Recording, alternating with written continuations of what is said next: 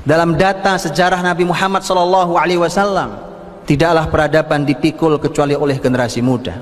10 sahabat Nabi yang dijamin masuk surga, yang merupakan orang-orang awal: Abu Bakar, Umar, Utsman, Ali, Abdurrahman, Zubair, Talha, Abu Ubaidah, Sa'id bin Mu'adz. Ketika 10 sahabat yang dijamin masuk surga ini, kita melihat data usianya sangat luar biasa dan istimewa. Berapa yang Anda bayangkan tentang usia mereka? Orang-orang awal yang ada di sekeliling Nabi, dan kelak mereka semua pemimpin.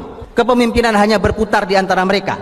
Bahkan ketika Umar meninggal, Umar menyerahkan kepemimpinan agar muslimin hanya memilih di antara mereka saja yang masih hidup. Bersama Nabi pertama kali mereka, yang usianya berkepala 3, hanya 3 orang: Abu Bakar, Utsman, Abdurrahman bin Auf. 7 orang di bawah kepala 3 usianya, bahkan 5 orang di bawah 20 tahun.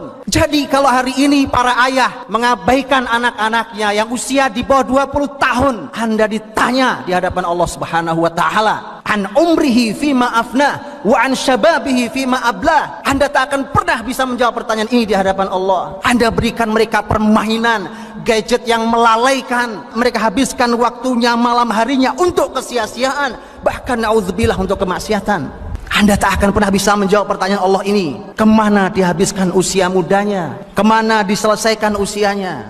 Sekaligus menjadi sebuah renungan besar untuk generasi muda kita, wahai para pemuda. Sebuah renungan yang tidak sederhana. Karena ini khusus usia muda, usia ditanya oleh Allah Subhanahu wa taala. Khusus ditanya karena itulah usia kekuatan di antara 2 kelemahan. Karena hadirin dirahmati Allah, memperhatikan generasi muda, kalau kita benar perhatikan dan kita didik mereka, maka benar Anda telah memperhatikan dan mendidik sebuah kebangkitan peradaban.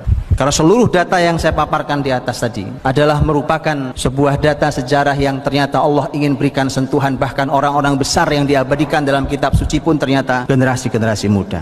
Karena kita sedang berebut dengan kebatilan. Kebatilan juga menyasar anak-anak muda. Kalau yang hak diam saja, maka anak-anak muda akan diambil oleh kebatilan. Karenanya mari kita berlelah-lelah, karena yang batil pun siap berlelah-lelah. Karenanya mari kita keluarkan harta kita untuk didik mereka, karena yang batil pun telah mengucurkan dana yang tidak kecil untuk menghancurkan generasi muda kita. Kalau lelah itu biasa, penat, perih, pedih biasa, Allah berfirman, in takunu ta'lamuna fa innahum ya'lamuna kama ta'lamuna wa tarjuna minallahi ma la yarjun.